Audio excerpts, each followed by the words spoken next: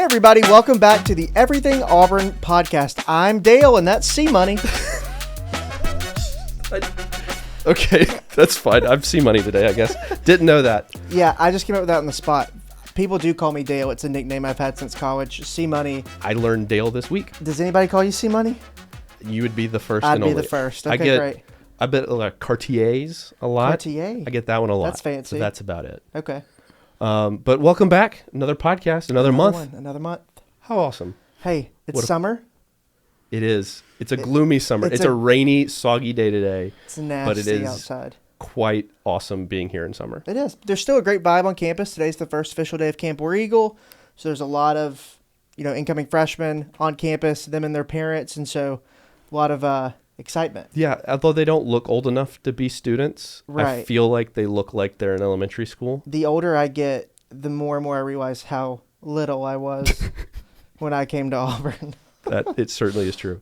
But here we are again. We got another special guest in the Auburn family here. We do. Today we have Dr. Christine Drew. Dr. Drew, welcome to the podcast. Thank you so much. I really appreciate being able to meet with y'all and talk a little bit about my book. Yes, absolutely. Thank you for joining us on our rinky-dink little operation we got over here. Hey, there are cameras. I'm wearing a fancy headset. I'm feeling it. It's going great. Hey, fake it till you make it. That is the name of the game. It's the life motto. Well, if you don't mind, just tell the people a little bit about yourself. Yeah, so I am Christine Drew. I am from Texas originally, which if you meet anyone from Texas, they will tell you immediately. It's our favorite thing about ourselves. Oh, yeah.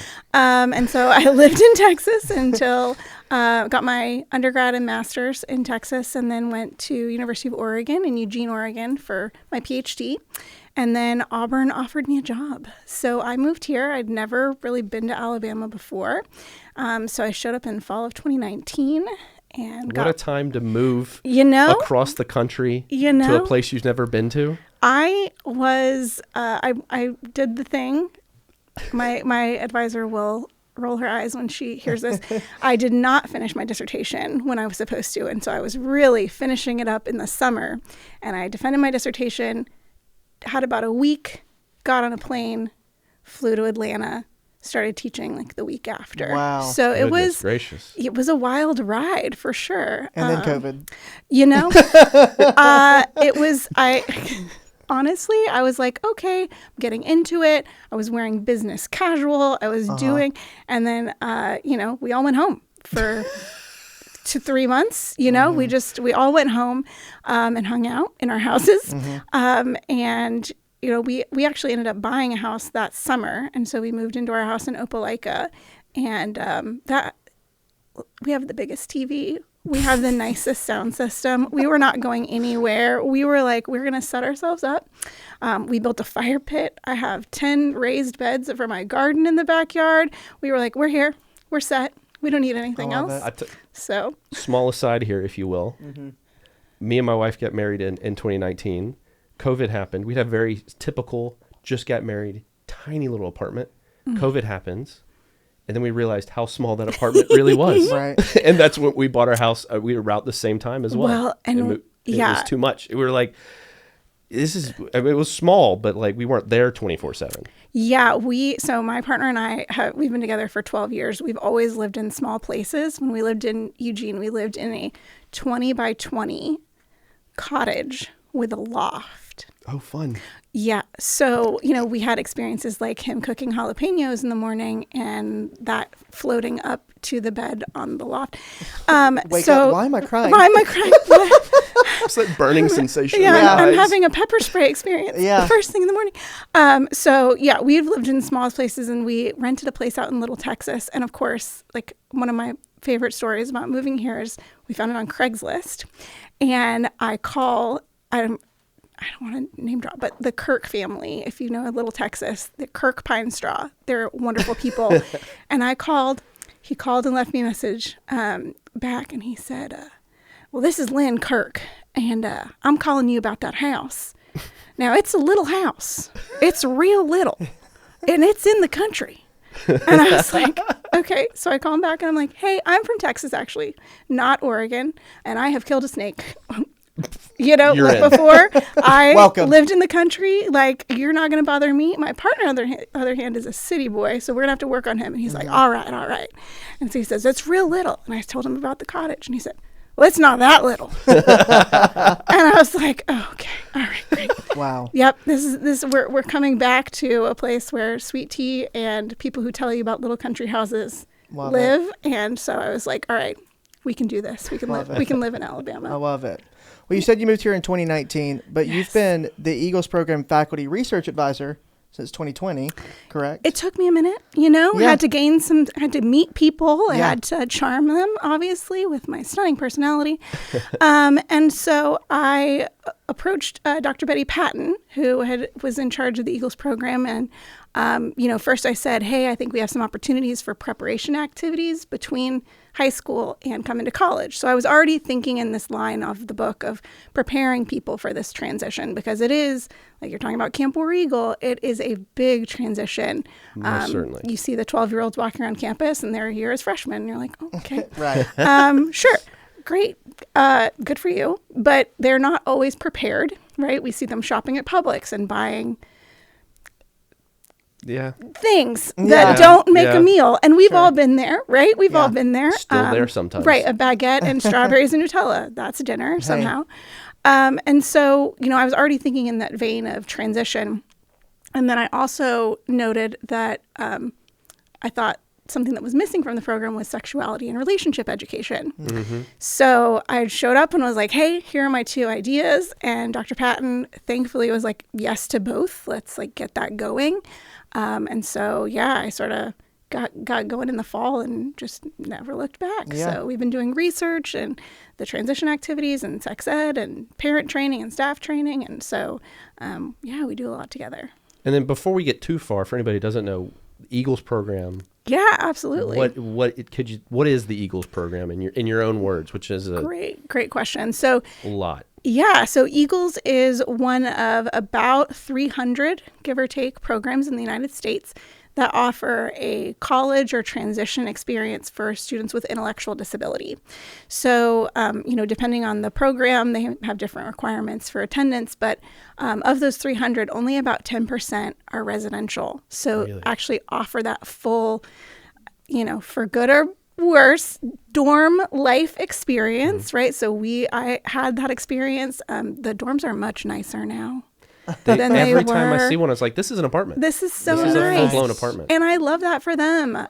We had the sink and the tiny fridge and the tiny microwave. I had a shoebox. Yeah. Yep, and a shared bathroom. So anyway, but they have to clean their own bathrooms. I didn't have to clean my own bathroom because we had, pros and cons. But about 10% offer that opportunity, and Eagles is one of those programs. And so you'll hear them called inclusive higher ed programs or inclusive post-secondary education programs, and they can do a lot of different things. Eagles offers the full breadth of college experiences. So clubs, academics, health and wellness, classes with Eagles and with typically developing peers. They do it all. And these programs, some of them are 2 years, some of them are 4 years. Eagles has a 2-year option and a 4-year option where you apply once you're done with the 2 years to get into the next 2 years. They're doing a lot of really great stuff. That is a whole lot, but it's so cool that you get the full college experience, and it's so sad that it's hard to do that, and that's a novel idea, and it's not as high a percentage that do that, but yes. I'm proud that Auburn's a place that does that. Yes, absolutely. And it's something that every university that has a program like this has chosen that. There's no requirements, and we get into it a little bit in the book about the difference between K-12 or K-21 transition and college. So you have rights, IDEA, Individuals with Disabilities Education Act, that entitles you to access and services for that. That does not govern college. So college is covered under the Section 504 of the Rehab Act. And so all you get in college is accommodations. Mm-hmm. And so, there's lots of reasons for that, but our student population, with intellectual disability are invited onto campus and are included in a really meaningful way. I think people worry about, and I worry about it too, of just, turning into tokenism or mascot, kind of like, oh, they're the manager of the football. It's not like that. Sure. The students follow their own path of interest. They have different concentration areas they can study in. They earn micro credentials, so food handlers licenses, things like that. And so they are constantly expanding the program. I try to keep up as best I can, but I think that they are doing some fantastic things, and so there's always something new on the horizon for them. Yeah. So. Well, you just mentioned the book. Yeah. You co-wrote a book called Spectrum of Independence. I did do that. Our best morning show view here. Yeah, tell us a little bit about it. I did do that. It's wild when you see it in person. Well, because it was a lot of typey Word documents back and I'm going to hit the microphone every time. But, this like back and forth and everything is in the cloud or in these Word docs, and then to get it to your house is a physical copy in your hands. hands. It's pretty crazy. It is wild. And actually got to sign some at a book event that I did. So at Auburn Oil Company booksellers. And so that was wonderful. I'm going to pitch them a little bit later too. But yeah, I really enjoyed it. So so I wrote a book with my co-author, Kristen. We actually met at a conference at Auburn. So I know. Look at that. I know. And so my Eagles was hosting a conference, SEPSI, which if I had thought ahead, I would have studied up on what that acronym means. Southeastern Post-Secondary Education Alliance. You just pulled that out the air. I mean, it could be. I believe you. Yeah. You could have fooled us. I know. And it's all these inclusive higher ed programs that are in the Southeastern. So we have a ton of them actually in the Southeastern region. Wonderful. We're on the cutting edge there. Great. And so we get together yearly, and there's we do presentations. We do. They have a college fair where families can come and see what some of the college options are. People set up tables. So I met her there. And basically, she's from New York. And so we got together and we were talking about the challenges that families face and that students face with this transition to college.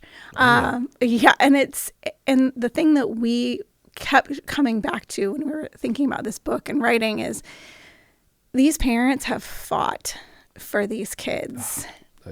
Sometimes before they were born, right? When the scan comes back and says your child has Down syndrome, or a blood test comes back and they have a genetic disorder, or they have had that child. Everyone has told them everything's fine. They'll grow out of it.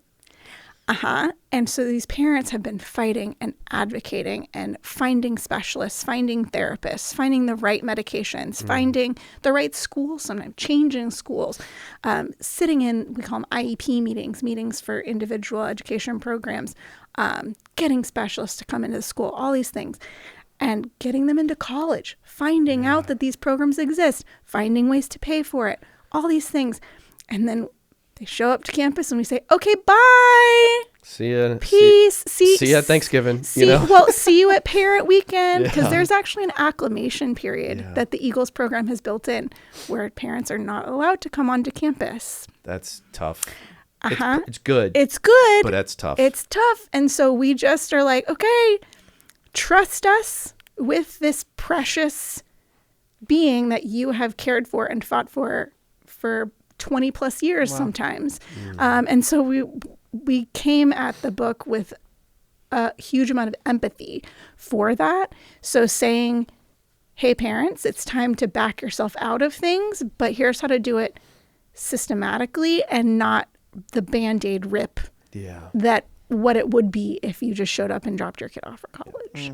So, and a lot of it about gaining independence and learning how to, for both parent and student, to exist. Exist. And we talk a lot about this, thinking of life as this menu of options. And so wanting every person, particularly students with disabilities, children with disabilities, to have the widest array of possibilities. And so when you can shower yourself, the number of places you can live expands exponentially. When you can brush your teeth, when you can make your own snack, when you can get yourself to the bus, your living situations, your employment opportunities, your social opportunities just expand widely. And so this book, again, we started with college in mind, and then we started writing, and then we started writing and outlining and realized this is 10 books, actually.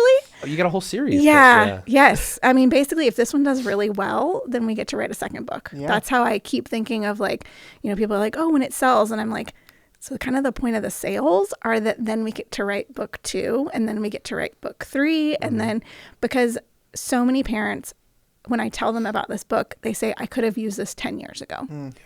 I wish I had this 10, I'll still buy it and I'll still use it, but I really could have used this when my kid, because this is aimed towards 8 to 11. Now, that doesn't mean that you can't use it with an older person with disabilities or even a younger one, but it's this idea that, the earlier you start, if you are brushing your child's teeth until they're 13, then they have missed 6 to 7 years of independent practice opportunities. If you're brushing their teeth till they're 18, they've missed out on all these years. And so our idea is that we're going to back all the way down to 8 to 11 and teach them independence in the home, because that is what parents can control. That's what parents have the highest level of control over, versus and then we'll expand into the community, and then expand into education, higher education, independent living. If they let us write books 2 through 10. We'll see how this one does. But we're hopeful. Yeah. And it's a lot of stuff. I imagine that, that's done there is also what's done here at Auburn with the Eagles program and students here on campus. Yes. And teaching and, fulfilling that kind of independence. Yes. And the other thing that I think a lot of our parents don't understand when they're assessing their child's readiness, right, is they will either, because they've been through a lot of these assessments where you just feels like you talk a bunch of crap about your kid, because the point of the assessment is to find out what your kid can and can't do. And for our students, a lot of times it's what they can't do that becomes the focus. And so, we are kind of thinking in the vein of, here's what they can do, here's what we can build on. But yeah, our parents come to us and they say, oh, my kid is independent in this area. And we'll say, that's amazing. And then they get to campus and we find out that they were independent because Wednesday nights and Friday nights and Sunday nights were shower nights. And the routine went, mom and dad and family finish dinner. Everybody's sitting around. One of the parents would go, hey, it's Wednesday. Hey, it's Friday. And that would prompt the young adult to go and take their shower. Right. And so then the parents are like, they're independent. They go to the bathroom, they wash their hair, they wash their body, and not realizing how big of a role that little, what seems little, hey, it's Wednesday, it's time to take a shower, plays in that routine. Yeah. We have a parent who, talked about how she marked down on our questionnaire, independent at taking medications. But then when we got into it, do they know what the medication is? Do they know why they take it? Do they know what happens if they stop taking the medication? Right. And the parent was like, I didn't think about that until you brought it up. And in her mind, she was like, oh, he was independent because I put his medicine next to his orange juice and he independently picked it up and put it in his mouth. But at college, there's no orange juice. There's no pilot pills. Yeah. You have to go and get them out of the bottles. It's something I've talked about a lot. Several people, like, you learn so many things at college, right? And a lot of people think about college as like, I'm learning my career. And like, yeah, that's a thing that you do. Potentially. So much more yeah. But you learn how to be a person. Right. And for so many people, regardless of your situation, there's so many people that's their first time to be an independent person. Yes. And I think more so than like the classes and learning a trade or learning a skill is important, but learning to be a person in college, that's what I learned more. I mean, I learned a lot, but that was the biggest thing I learned. The other thing I did want to ask before we close on time here, it's my favorite thing to ask. Okay. It's one of the most open-ended questions there is. Oh, goodness. Okay. But it's very clear your passion, right, and your love of what you do and why you do it. I'm curious as to where that came from, and what is it that has given you such a passion to, I mean, it's a lot of work. Yeah. Yeah. Okay. So it's complicated, but when I went to graduate school, we had a recorded lecture, from Rob Horner, who is a huge name in my area of research. And he talked about finding dependent variables, which are outcomes that break your heart. And that got to me because I was like, because the thing is, again, it's an upward climb when you're writing the grant or you're writing the book or you're teaching the class. It's this uphill kind of slog. And he was like, that will keep you going. It's a thing that breaks your heart. You will be inspired. You will keep moving forward toward that. And my version of that is what drives me are things that make me really angry. Okay. Yeah. So I'm a fighter. I get mad about stuff. And so something that makes me really angry is exclusion. Exclusion, lack of support. We don't have to do that, so we're not gonna. Phrases like in education, we owe them the Ford of education, not the Cadillac of education. You'll hear that in special education. Not from teachers. Yeah. Not from teachers. But, this idea that we just don't owe people the thing that will help them lead the best life. And that makes me really mad. And so, so I'm a fighter. So I'm an advocate. I, go into meetings with school districts and I, fight. Yeah. Knock it out. I join the parents in the fight. And so that's something that, again, Auburn, the Eagles program, I've advocated for different things being included, right? I showed up and was like, I think we need these things. And so that's the thing that keeps me going is this idea of the more parents who have this book, the more empowered they are to teach their child at home these skills that the school can't teach showering. Yeah. Right? The school can't teach the morning routine because they're not at your house. And they can teach your kid to put their name on their paper. No tea, no shade, as the kids would say. But that skill, when was the last time you put your name at the top of a paper? Versus the last time you brushed your teeth, which I'm really hoping was today. It was at least this week. Okay, perfect. Great. We're on the right track. Those skills go forever.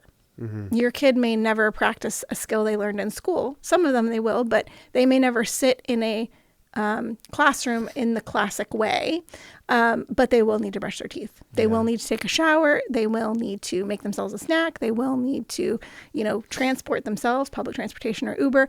Those kinds of things, we want parents to be able to feel empowered to teach that at home and give these students the broadest set of circumstances that we can. Well, I'm very thankful that there are people out there to fight. Squeaky wheel gets the grease, kind of. Yep, and that don't forget about us, Well, and that's the advice I would give the parents when I was teaching, because as a teacher, you can only advocate so much, right? There's the backlash that I don't want to say backlash, but you'll definitely get pushback from admin or from different people, and so I would, if there was a big enough problem, I would call the parents and I would say, listen, you have so much more power than you realize. If you call, they will take care of it. I've been advocate. Here's what I've done to advocate. And then, usually that parent was the one that got the thing done. So I'm so appreciative of the parents that I worked with when I was teaching. Well, as we're kind of coming up here on time, I want to give you a chance. Spectrum Independence, your book, best places to get that, to read it, to enjoy it, to learn from it. Yes, Auburn Oil Company booksellers they are stocking it for me, which was so kind of them, right? They have a local author section in the store, which I love. So they have that for us. And then, of course, you can always buy it. It's published by Guilford. So Guilford's website, and then on Amazon. So those are the places. And, I'm really appreciative of all the support that we've gotten. And then the Eagles program here. Yes. So What's the best way to kind of get more information or hear from you or your compatriots? My buddies. So they have a great social media presence. So they have an Instagram and a Facebook. And then their website is aub.ie/Eagles. And then they host twice yearly preview days. So these are days where families can come and learn about the program. Sometimes I speak at them.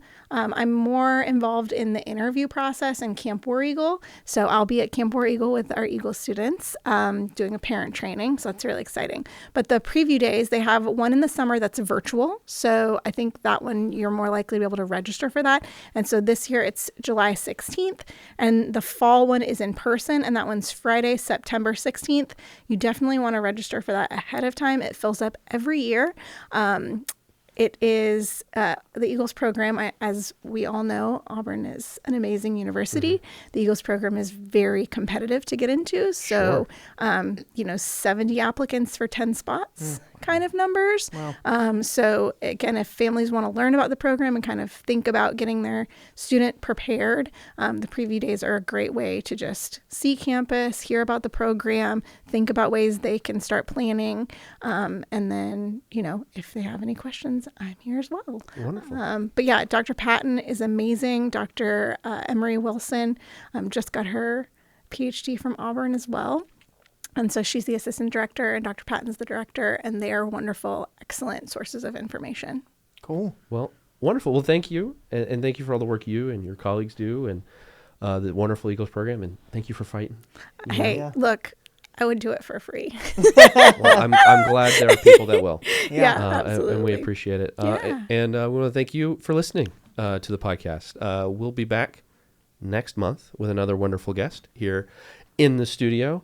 And we're looking forward to it. But if you liked what you hear, you liked enjoying us talk, if you want to see our pretty faces, we're on YouTube. You want to listen to us, we're on everywhere you got podcasts. We got, I think this is 10 of them going back the last few months. We got so many cool people on here. Please go listen to them. Are you listed as C Money in all of them, or just? I might have to make the change. I We might have like to do that. Yeah. it's I mean, happening. it might have to happen. I might need to I'm change afraid my... I've started something. I'm afraid you have too. I'm afraid you have too. Should have thought about I that. should have. Hey, Well, it's fine. talk about choices. Choices and consequences. I made one today. Yeah, and I have to pay the consequences. So I appreciate that. You're welcome. But we'll see you again next month. So, War Eagle. War Eagle. War Eagle.